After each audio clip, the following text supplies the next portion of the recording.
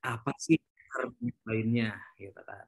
Betul. Jadi hacker baik dari sisi white hat ataupun black hat gitu kan. Tadi ada yang mau nge-hack Shopee. Oke. Nah, ini tandanya motif-motif dan visi misi dari belajarnya itu untuk apa gitu kan. Oke. Tapi jangan dilanjutin dulu, mungkin ini hanya sneak peek ya Mas Andri ya. Nanti akan dijelaskan lebih lanjut oleh Mas Andri tentunya bersama rekan Mas Andri, Mas Muhammad Rey. Kira-kira Mas Muhammad Rey ini sudah join apa belum ya di room Ya, ini? saya Murai. Oke, halo Mas Rey, selamat malam. Malam.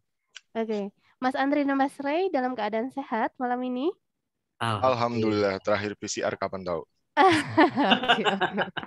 Bisa dipastikan pada dalam keadaan sehat ya. Iya, tuh. Ini kayaknya Mas Andri dan Mas Rey teman-teman ini udah nggak sabar dan sudah antusias nih ngelihat tadi dari kolom chatnya, terus dari perbincangan mereka, tuh kayaknya pada semangat-semangat nih kayaknya.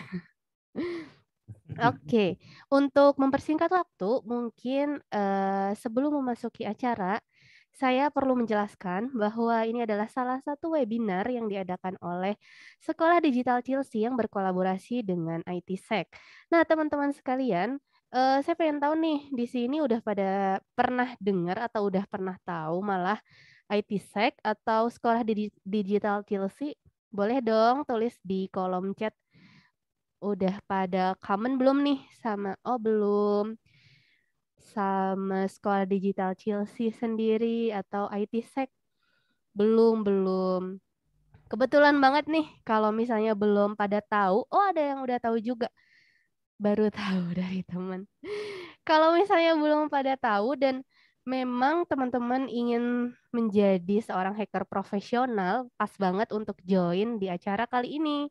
Karena Sekolah Digital Chelsea merupakan program mentoring yang kurang lebih dilaksanakan selama 16 minggu atau kurang lebih selama 4 bulan.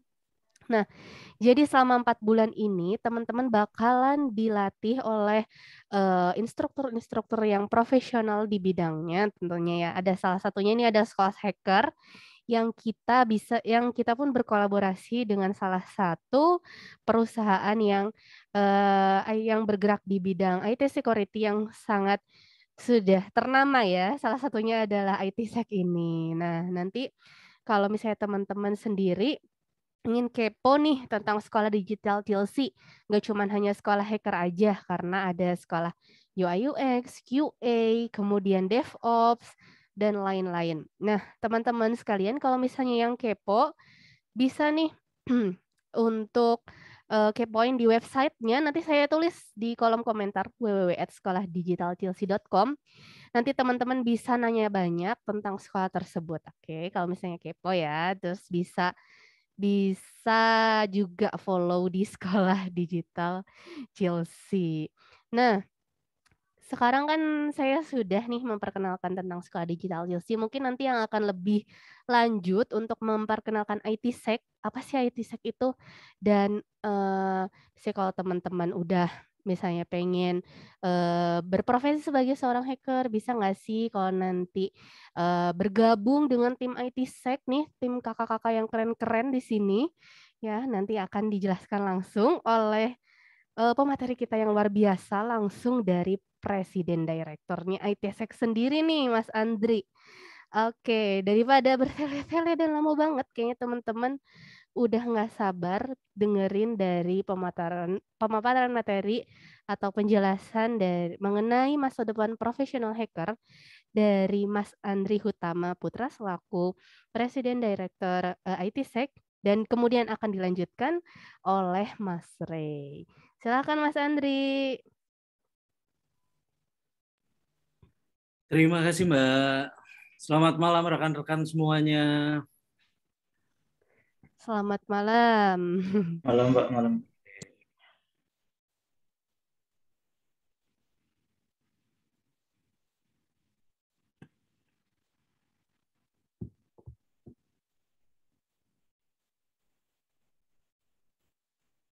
Udah pada bisa lihat tandanya PPT-nya ya? Udah Pak. Oke, Udah, selamat Pak. malam semuanya. Salam sehat dan salam sukses buat kita semuanya. Hebat nih. Ada berapa peserta Mbak total ya? 59 peserta, 19, Ini 30. belum semua sih, Belum Mas semua ya? Andri. Sepertinya nanti ada 60. yang menyusul.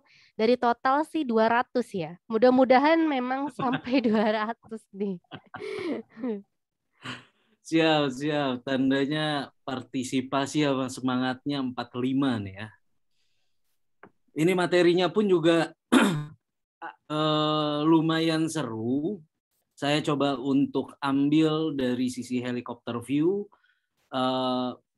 Gimana sebenarnya sebagai profesional hacker dan future karirnya itu seperti apa. Nanti juga ada partner saya, Murray, akan menjelaskan banyak terkait dengan ethical hacking, skill apa aja, dan bagaimana ke depannya juga. Jadi kita coba untuk berbagi, ada dua topik sebenarnya di sini sesuai dengan flyer yang udah teman-teman lihat semuanya. Saya saat ini kebagian di bagian topik hacker dan cyber security. Perbedaan dari white hacker dan black hat itu apa? Dan yang terakhir, masa depan hacker profesional itu seperti apa? Jadi dari tadi saya join, banyak komentar-komentar, pengen hack Shopee, pengen carding, pengen... Jadi menarik untuk kita bahas. Kita start dari terminologi. Jadi saya ingin menjelaskan dari materi yang akan saya jelaskan, saya banyak akan menggunakan beberapa terminologi seperti cyber security. Nah, cyber security itu apa sebenarnya? Cyber security adalah sebuah tindakan. Jadi ini bukan sebagai aktornya, tapi sebuah aktivitas untuk penggabungan skill dan tools untuk mencegah terjadinya cybercrime ataupun tindak kejahatan. Nah, cybercrime itu apa? Adalah sebuah aktivitas juga kejahatan di dunia maya dengan menggunakan jaringan komputer dan jaringan internet. Jadi sebenarnya cybercrime ataupun yang kita dengar adalah misalkan ngehack as bad things. Itu sebenarnya sangat simpel. Kita hanya membutuhkan sebuah laptop, sebuah jaringan internet, dan sedikit know-how atau ilmu yang tujuannya adalah nantinya di situ kita menargetkan satu target yang memang kita akan incar, apa yang akan kita incar. Nah, hacker ini apa? Nah, hacker ini barulah adalah seorang aktor yang mempunyai kemampuan untuk menumbangkan keamanan komputer. Jadi hacker ini adalah seorang aktornya yang melakukan either itu ethical hacking, either itu dia berprofesi ataupun memilih jalannya sebagai black hat atau hacker yang tidak baik. Ataupun dia memilih sebagai white hat, yaitu adalah hacker yang baik. Nah, di sini juga bisa disebutkan bahwa hacker yang tidak baik atau bertujuan jahat biasanya disebut juga sebagai cracker. Tapi saya udah agak lama nggak mendengar kata-kata cracker. Nah, di sini terminologi yang akan saya coba olah dan menggabungkan hacker dengan cyber security itu seperti apa, black hat dan white hat itu seperti apa, dan profesinya sebagai hacker baik itu baik atau tidak baik itu seperti apa.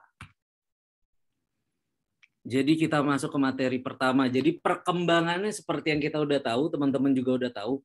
Kita start itu dari tahun 93, dari mulai simple website, kita pakai DOS, kita pakai komputer yang besar, akhirnya kita masuk ke shopping, ke e-banking, akhirnya kita masuk ke enterprise, sampai akhirnya IT yang tadinya adalah berupa support menjadi core di dalam sebuah aktivitas kehidupan maupun aktivitas bisnis ataupun aktivitas kenegaraan. Halnya sama seperti hari ini, segala sesuatu kita melakukan acara yang tadinya adalah fisik, sudah dibantu secara digital. Industri 4.0 pun juga automated yang harus dikembangkan untuk bisa menjadi digital. Jadi konsepnya saat ini adalah sudah masuk ke era digitalisasi. Nah, disitulah kemampuan dari sebuah aplikasi akhirnya berkembang seiring zaman. Kita tidak bisa namanya meninggalkan zaman. Yang dulu kita belajar efek globalisasi. Efek globalisasi adalah misalkan waktu itu kita belajar belanja nantinya bisa online. Terus dari mulai dampak budaya seperti apa. Mungkin zaman dulu kalau teman-teman sudah belajar efek globalisasi, itu bisa ngelihat gitu kan. Saat itu saya belajar, saya melihat bahwa apa mungkin ini semuanya akan terjadi. Ternyata saat ini perkembangan zaman menyatakan itu memang terjadi. Dan segala sesuatu IT yang tadi support sudah masuk ke dalam core. Dari mulai internet banking dan yang lainnya gitu kan. Digital banking saat ini sudah masuk eranya. Jadi segala sesuatu sudah masuk ke era digitalisasi.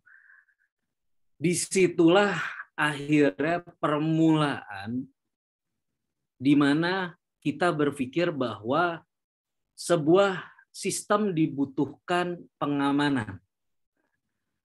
Jadi kalau sistem dibutuhkan pengamanan, tandanya ada sebuah aktivitas maupun ada sebuah aktor.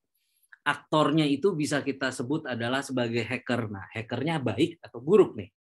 Pertanyaannya itu. Terus habis itu sistemnya, maka aktivitasnya seperti apa? Konsepnya adalah dari perubahan zaman yang tadinya kita tinggal di dunia nyata, kita ubah dunia nyata ini, kita transfer ke dunia digital. Nah, segala sesuatu dari nyata ke digital, di nyata aja di dunia nyata ada tindak kejahatan. Di dunia digital juga pasti ada tindak kejahatan. Di dunia nyata ada orang baik dan ada orang tidak baik. Itu merupakan pilihan. Tandanya di dunia maya pun juga, atau dunia tidak nyata ataupun dunia maya, itu juga ada banyak pilihan kita ingin menjadi apa. Nah, disitulah akhirnya korelasi antara sebuah aktivitas dan sebuah aktor, bagaimana caranya segala sesuatu ini bisa seimbang. Nah, pasti dari sebuah cyber security aktivitas untuk penggabungan skill maupun penggabungan tools yang tadi kita lihat dari sisi terminologi untuk mempertahankan sebuah jaringan ataupun keamanan informasi, pasti akan ada impact-nya dari sisi kejahatan dunia maya ataupun cyber attack. Nah, saat ini sebenarnya saya mengambil contoh dari sisi 5 standar yang memang dipakai dan diadopt oleh NIST. Banyak beberapa saat ini company-company menggunakan framework NIST, ada juga yang menggunakan framework ISO, ada juga yang menggunakan framework dari sisi government index kami. Jadi banyak framework yang memang berkembang saat ini. Yang saya ambil contoh untuk malam ini adalah dari sisi NIST. Sebenarnya ini yang paling simpel adalah untuk mengidentify, untuk memprotek, dan untuk mendetek, respon, dan recover. Ini satu cycle yang memang dihadapi oleh seluruh profesional cyber security maupun pemerintah maupun perusahaan maupun individu juga, untuk bagaimana mereka caranya mendealing dengan adanya aktivitas di dunia maya dengan adanya tindak kejahatan cyber attack yang diprakasai oleh aktor-aktor ini, yaitu adalah hacker. Seperti yang kita tahu, tandanya saya ngambil arahnya adalah dari sisi black hat, maka apabila sebuah aktivitas kejahatan, ada beberapa impact yang dapat dirasakan oleh seluruh pihak. Baik itu dari sisi klien, dari sisi pembisnis, dari sisi pemerintah, maupun dari sisi individu tersebut.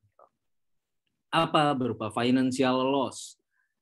Berupa apalagi? Reputasinya dia juga pasti akan menurun. Dan apalagi dari sisi operasional.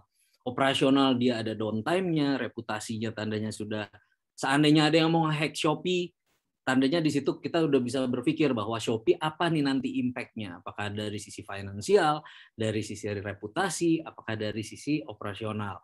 Nah, di situ adalah sebuah pilihan balik lagi.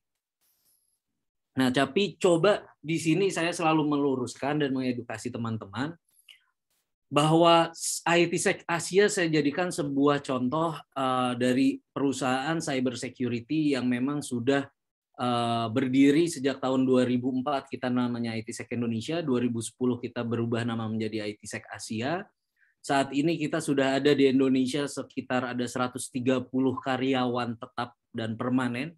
Di dalamnya saya bisa berikan kata-kata bahwa di dalamnya ada hacker, seorang aktor-aktor yang saya bisa klasifikasikan sebagai white hacker, dan kita juga bisa menyebut bahwa teman-teman aktor itu banyak sebenarnya seperti ini. Dipanggil Om, Pak, Mas, itu sebuah satu panggilan yang dibedakan oleh identitas umurnya saja. Sama seperti halnya hacker. Ada white hat, ada yang pengen dipanggil seperti konsultan, ada yang pengen dipanggil cyber security profesional. Itu sebenarnya hanya sebuah identitas yang disematkan oleh kita ataupun oleh teman-teman ataupun diri kita sendiri. Kita nyamannya dipanggil apa di dunia IT security ataupun cyber security. Nah, ITsec sendiri kita memang holistik untuk keseluruhan. Kita ada security testing, kita ada security assessment, dan kita ada managed service. Jadi keseluruhan NIST dari mulai identification, protect, detect maupun respon, kita melakukan keseluruhan apa yang memang bisa kita amankan untuk teman-teman, untuk perusahaan, untuk negara, dan bagaimana cara kita berkontribusi untuk merah putih. Nah, disinilah saya bisa menjelaskan bahwa sebenarnya yang dari tadi kita bahas adalah cyber security sebuah aktivitas, hackernya adalah sebuah aktor, dan hacker itu juga bisa dijabarkan menjadi dua sisi, black hat maupun white hat. Nah, sebenarnya kalau dari sisi black hat itu apa gitu? Mungkin teman-teman juga udah banyak yang mengetahui. Jadi motif dari seorang black hat, baik mereka itu adalah ingin mengambil keuntungan dari sisi finansial, ingin balas dendam, ingin namanya populer di kalangan komunitasnya mereka, hanya iseng-iseng saja. Gitu kan. Tapi kita saat ini sudah dewasa, kita mengetahui apa impact dan apa sebab akibat yang akan timbul. Makanya di sini ada perbandingannya adalah white hat. White hat hacker pun juga mereka bekerja untuk apa? Untuk mencari sebuah problem yang ada di dalam sistem dan mereka bertujuannya untuk membantu. Sama white hat pun juga mempunyai komunitas bagaimana mereka bisa mengembangkan dirinya mereka dan bisa unjuk gigi gitu, dari sisi komunitas mereka. Bagaimana mereka bisa dikenal dengan namanya mereka yang asli gitu kan. Dan bagaimana mereka bisa berkontribusi untuk membantu sesama maupun membantu perusahaan-perusahaan. Jadi dari sisi intentionnya pun juga sudah berbeda antara black hat dan white hat. Black hat itu lebih ke arah harmful atau menyakitkan. Kalau white hat dia itu lebih bagaimana mencari solusi dan mencari membantu orang-orang. Dan dari sisi cara mereka masuknya atau mereka melakukan hackingnya sebuah aktivitasnya itu pun juga sudah berbeda.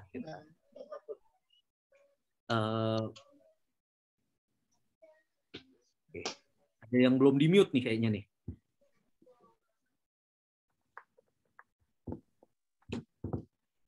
Oke ya, saya lanjut ya. Dari sisi cara masuknya pun aktivitasnya juga sangat berbeda. Dari sisi black hat bisa kita kategorikan mereka ilegal. Dari sisi white hat pasti mereka untuk melakukan sebuah aktivitas sudah mempunyai wewenang penuh untuk melakukan testing di dalamnya.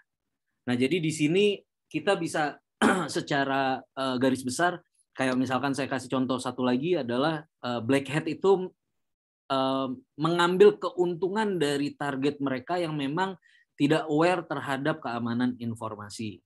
Tapi white hat apabila mereka menemukan segala sesuatu kerentanan, mereka pasti akan mengedukasi teman-teman yang lain.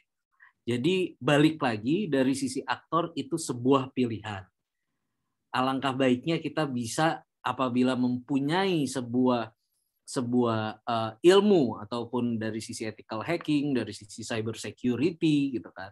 kita masuk saat ini ke arah white hat untuk apa? Untuk diri kita, keluarga kita, pemerintahan maupun khususnya merah putih. Karena tujuannya adalah anak bangsa, nggak ada lagi generasi yang bisa melanjutkan dan mempertahankan merah putih kita nanti. Nah, ini yang paling seru sebenarnya. Jadi kalian berpikir masa depan hacker profesional itu seperti apa? Saya banyak juga baca dari sisi berita, dari sisi YouTube, ada yang bisa beli jet gitu kan, ada yang wah kaya raya gitu kan. Sekarang balik lagi yang saya kemukakan di awal, caranya mau seperti apa? Di dunia maya ada perampok, di dunia nyata pun juga ada perampok sebenarnya. Nah, perampok di dunia nyata dikategorikan adalah tindak kriminal. Kalau di dunia maya, maka bisa dikategorikan adalah sebagai, kata kerennya adalah cyber attack, sebagai black hat. Nah, sebenarnya tidak melulu bahwa black hat itu bisa sukses, white hat pun juga sangat bisa sukses. Dengan apa? Dengan saat ini kita bisa melihat digitalisasi, karena transformasi digital aja kalian teman-teman sudah bisa ngelihat. Kehidupan sehari-hari yang paling melekat sama diri kita adalah apa? HP maupun juga laptop. Kita paling banyak megang di dunia ini di aktivitas sehari-hari apa? Dari mulai handphone kita maupun device kita juga yang kita pegang. Pertanyaannya adalah seberapa sayang kita sama device kita. Dan perkembangan keamanan informasi sama halnya dengan penyakit. Tandanya setiap hari itu akan bertambah dan ada virus-virus baru, ada ilmu-ilmu baru yang terus akan bisa berkembang seiring jalannya apa? Seiring jalannya aplikasi itu berubah menjadi advance. Nah, yang saya bisa bahas adalah saya akan melakukan snapshot dari apa sih sebenarnya yang ITsec lakukan. Nah, kenapa saya bisa mengarah ke arah sana? Karena apa yang ITsec lakukan di dalamnya pasti berhubungan dengan teman-teman konsultan ataupun profesional cyber security, atau teman-teman mau mengkategorikan aktor ini sebagai hacker white hat. Penetration testing, mungkin kalian udah banyak yang mengetahui bagaimana cara kita melakukan VA, kita masuk, kita coba eskalasi. Nah, di sini ada kita melakukan penetration testing. Nah, dari mulai mereka melakukan pentest, mereka mengerti bagaimana itu service aplikasi servisnya, bagaimana proses development-nya, SSDLC-nya, sampai saat ini udah ada DevSecOps, ada information analisanya, gitu kan. Ada insiden respons sampai digital forensik apabila terjadi sebuah accident. Dan pun juga ada namanya sebuah managed security services. Jadi end-to-end dari mulai monitoringnya, SOC-nya. Di dalamnya sebenarnya kita membutuhkan anak-anak bangsa yang mempunyai kompetensi di bidang IT security ataupun mereka sudah mengetahui bagaimana cara melakukan hacking dan mengerti basic-basic terkait dengan ethical hacking. Gitu. Jadi peluang untuk teman-teman ataupun seluruh profesional cyber security itu sebenarnya masih sangat besar. Apalagi perkembangan zaman saat ini terus-terusan akan tumbuh ke depannya. Nah, disitulah yang menjadikan sebuah peluang besar untuk apa? Untuk kita bisa melihat bahwa perkembangan zaman ini bisa menghadirkan sebuah opportunity yang sangat besar buat teman-teman hacker ataupun profesional cyber security. Saya bisa di sini memberikan bold line bahwa seperti apabila teman-teman sudah mengerti bagaimana cara menghack, gitu kan. Tandanya di sini yang perlu kalian dalami adalah apakah kalian itu lebih ke arah web application ataukah mobile application, apakah infrastructure, apakah RFID, ATM, gitu kan, EDC. Nah, hal-hal yang seperti inilah waktunya untuk pengembangan diri, dan di sini adalah merupakan sebuah opportunity besar buat teman-teman, di mana saat ini kita mengetahui dari sisi resource seluruh dunia kita mengalami lack of resource profesional cyber security. Tandanya dengan adanya kekurangan sumber daya manusia yang terjadi saat ini, perkembangan zaman pun yang semakin meningkat, kehadiran teman-teman yang mempunyai kapasitas di bidang IT security itu sangat-sangat besar dan sangat menguntungkan untuk teman-teman. Tidak hanya dari Pentest, kita bisa melihat nantinya teman-teman bisa menjadi security architect review, bisa menjadi seorang GRC, governance risk and compliance gitu kan. Bisa melakukan vulnerability management, threat hunting dan yang lainnya. Nah, ini yang saya pengen bahas adalah kalau kalian ingin menjadi seorang penetration testing, maka dengan adanya peraturan BI, peraturan OJK, saat ini opportunity dengan web, dengan infrastruktur, dengan yang lainnya itu sangat terbuka lebar. Kalian belajarlah bagaimana untuk melakukan black box, melakukan gray box, dan melakukan white box. Sebagai hacker black hat ya mau nggak mau tandanya kita melakukan secara black box. Ataupun gray box kalau kita sudah mendapatkan informasi dari hal-hal lain yang kita bisa dapatkan. Tapi nantinya ini akan dibantu apabila kita menjadi white hat, maka di situ ada satu metode namanya white box yang kita sudah memang berkontribusi dan memang sudah kita kukuhkan hati kita untuk bisa membantu mencari celah secepat mungkin dan sekompeten mungkin di dalamnya. Tidak hanya sebagai pentest, perkembangannya kalian juga bisa menjadi red teaming gitu kan. Kalian juga bisa melakukan attack simulation yang saat ini SOC Security Operating Center sudah ada gitu kan. Kalian bisa belajar bagaimana itu use case, kalian bisa mengembangkan. Ini asal muasalnya adalah dari mulai kalian mengerti bagaimana cara melakukan ethical hacking dan turunannya nantinya kalian bisa melihat red teaming operation itu akan menjadi sebuah prospek besar nanti di kemudian hari. Apalagi dengan adanya perkembangan digital, kalian pun juga pasti akan berpotensi apabila kayak misalkan mengambil sertifikat CHFI, mengerti betul bagaimana konsep untuk collection gitu kan. Maka di situ kalian bisa menjadi seorang digital forensik ataupun incident response consultant dari sisi cyber security. Ataupun kalian menjadi managed cyber security services gitu kan. Kalian ada di tier 1, tier 2, atau tier 3. Apabila kalian sudah mempunyai capability dari sisi forensik, pentest, analisa, dan yang lainnya, kalian bisa masuk ke tier 3. Perkembangan yang masuk dari tier 1, setelah itu kalian masuk ke tier 2, baru masuk ke tier 3. Jadi di sini ada juga seperti threat hunting untuk di dalam managed services, kalian bisa mengerti bagaimana sih threat intelligence, bagaimana sih melihat threat untuk menghunting sebuah threat gitu kan, metode-metodenya seperti apa. Nah, di sini yang saya underline dan saya jelaskan kepada teman-teman adalah jangan pernah ragu untuk melihat bahwa sebenarnya dengan adanya kemampuan yang kalian miliki bukan berarti pilihan sebagai black hat adalah satu-satunya cara untuk mengambil ilmu dunia dalam artian duniawi yang kita pikirkan gitu kan. Banyak seperti service, training, dan saya yakin dengan ada sekolah hacker, dan itu sebuah pertanyaan buat saya saat saya pertama kali mengenal sekolah hacker, namanya sangat gimmick sekali sebenarnya sekolah hacker gitu kan. Tapi saya yakin dimanapun dan apapun namanya dan tujuannya, pasti kita fungsinya adalah satu akademisi adalah bagaimana caranya kita mengedukasi teman-teman sebagai anak bangsa Indonesia dan Merah Putih untuk bisa berkontribusi buat Merah Putih mengamankan digital transformasi maupun juga era digital saat ini. Apa? Untuk bisa menjadikan Indonesia jauh lebih aman untuk generasi penerus kita, teman-teman